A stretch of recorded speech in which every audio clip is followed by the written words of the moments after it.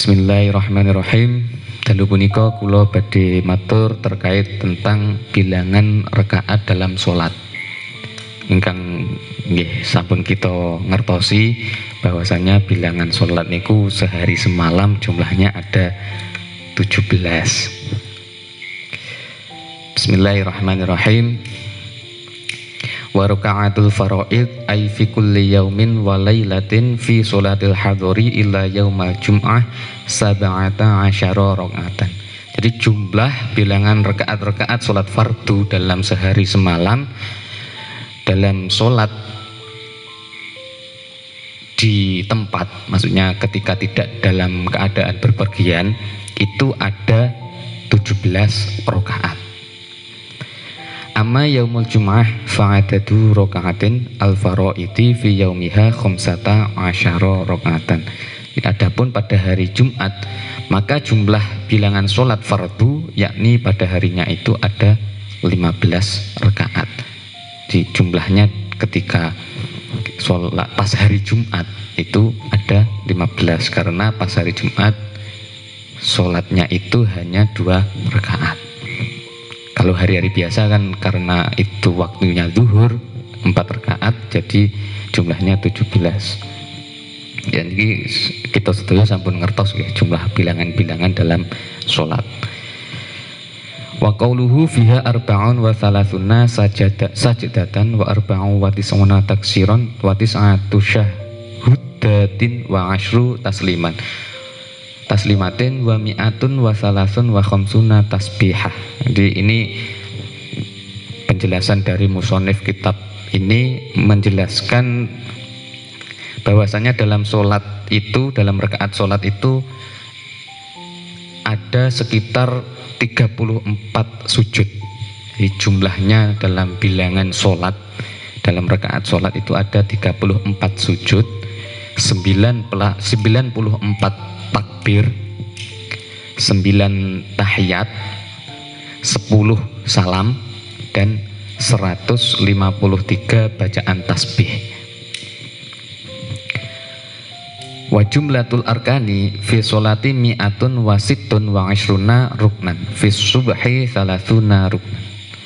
Di jumlah rukun-rukun dalam sholat fardu yang 5 waktu itu ada sekitar 126 rukun.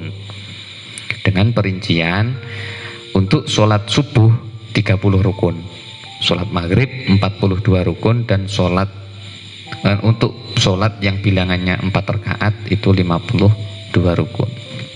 Nah, selanjutnya itu tadi kan tentang jumlah-jumlah sholat yang mungkin bisa buat referensi lah, bahwasanya jumlah dalam sholat itu ada beberapa jumlah itu tadi.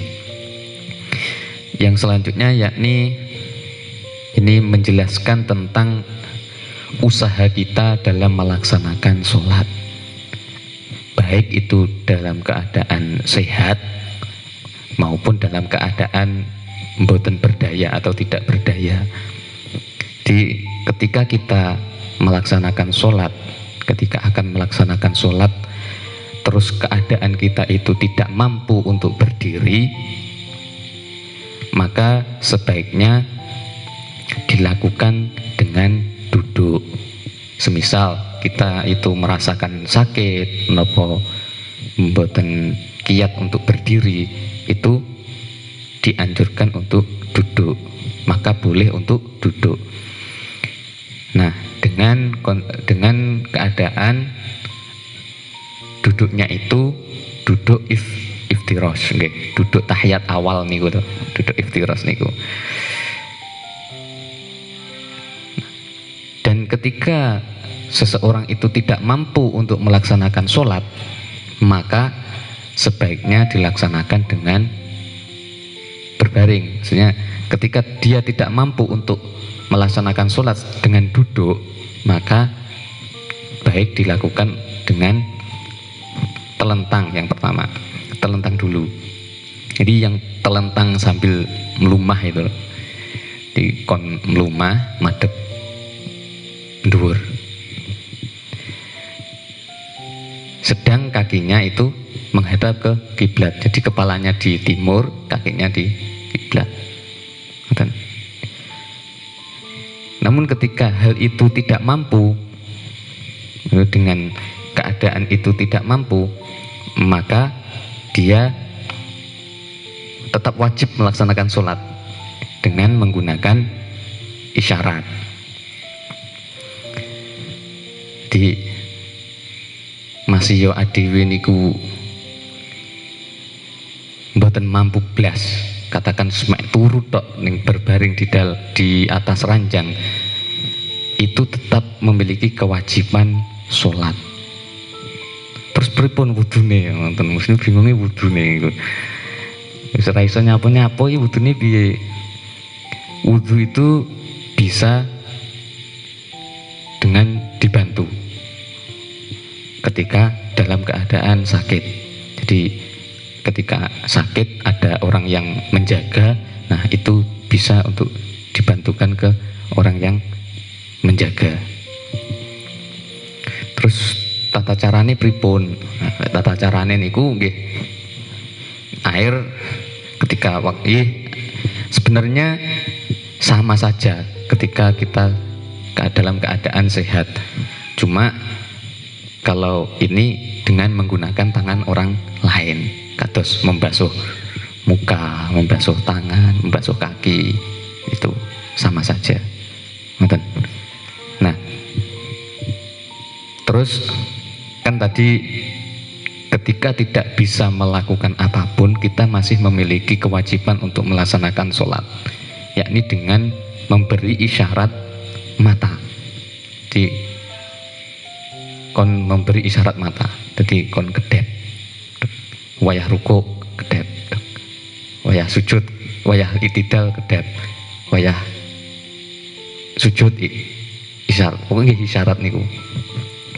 Kuwi lho saumum ndak iso isyarat, ketika tidak mampu menggunakan isyarat, itu masih tetap memiliki kewajiban sholat,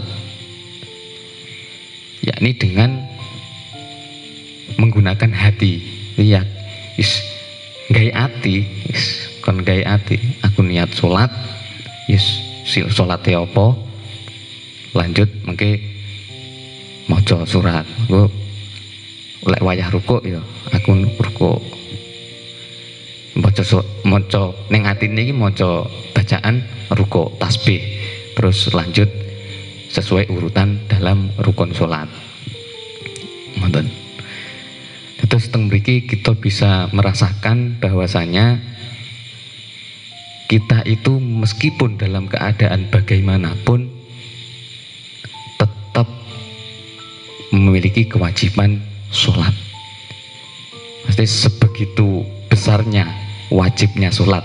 Wong sampai-sampai selama akal ini masih sehat, selama akal ini masih bisa berjalan, itu kita masih memiliki kewajiban sholat. Berarti saking wajib niku. Wajib niku ya wajib tenanan, wudu. Soalnya lek kita melihat sejarah sholat itu sendiri, itu merupakan perintah langsung dari Allah. Terus perintahnya ora liwat wahyu, tapi koyo adep-adepan antara Nabi Muhammad dengan Gusti Allah.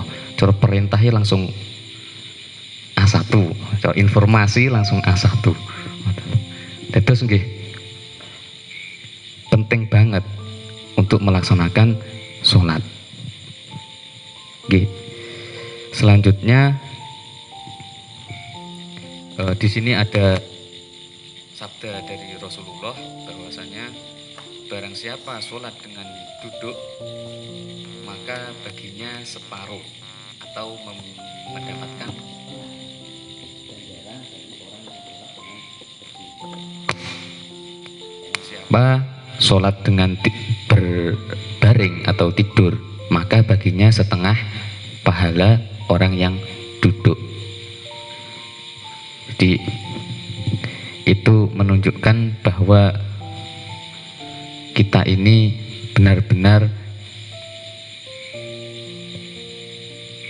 disuruh atau diwajibkan untuk melaksanakan sholat. Saya kemarin itu ketika melihat atau mendengar kultumnya Pak Sedep itu kan kita membahas tentang tafsir. Jadi tafsir Jalalain yang di dalamnya itu pas bahas sholat. Kalau di dalam tafsir itu dijelaskan bahwasanya perbuatan yang paling akbar di dunia ini hanya adalah sholat, sembahyang, yang intinya kita menghadap Allah. Karena di dalam sholat itu sendiri ada banyak sekali doa, tasbih, pujian, yang itu semua dihaturkan kepada Allah.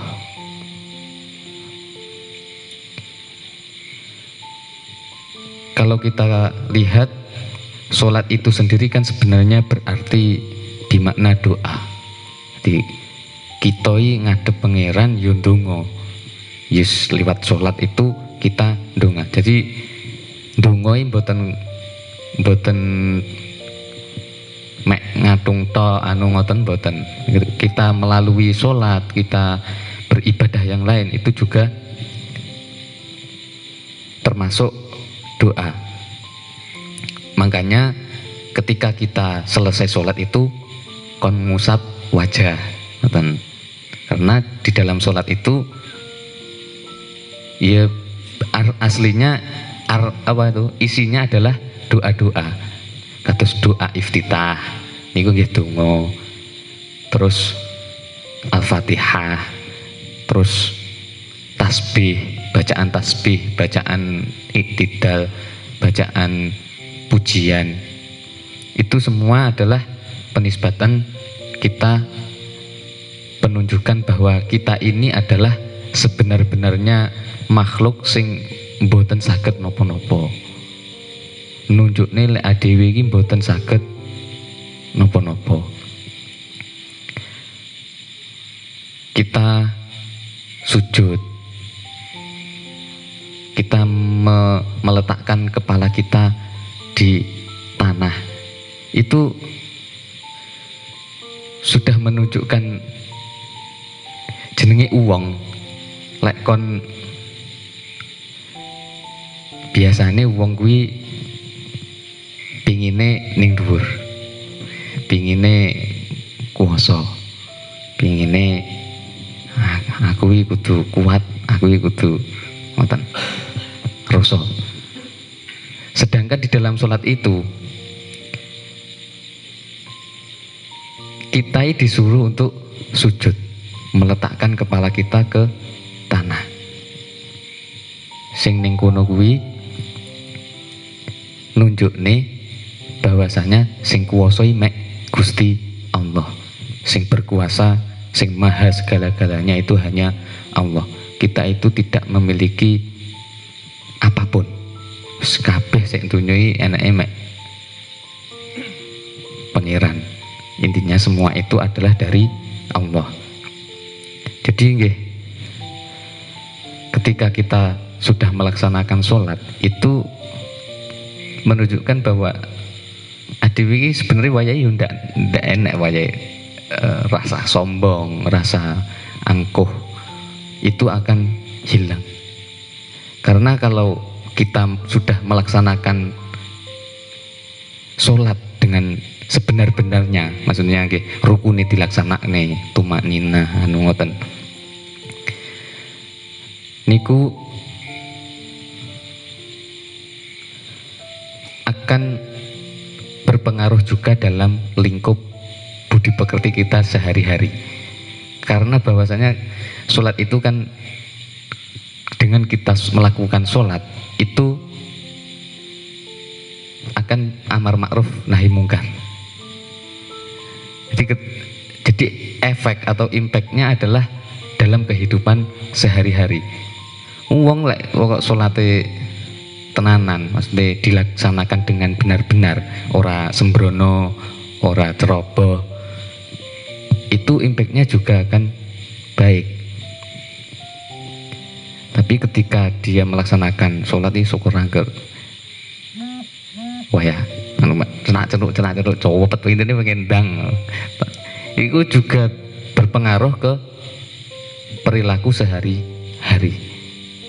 Karena yang intinya itu semua adalah dengan kita melaksanakan sholat itu bisa beramar ma'ruf nahi mungkar.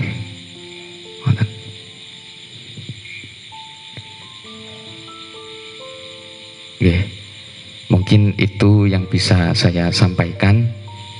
Kula namung ngemotaken niki nggih mboten damel kula piyambak, tapi damel kita sedaya sing wonten mriki lan wonten alam dunya niki, bahwasanya kita memiliki kewajiban sholat. Kita sebagai muslim itu memiliki kewajiban sholat, dan ketika sholat itu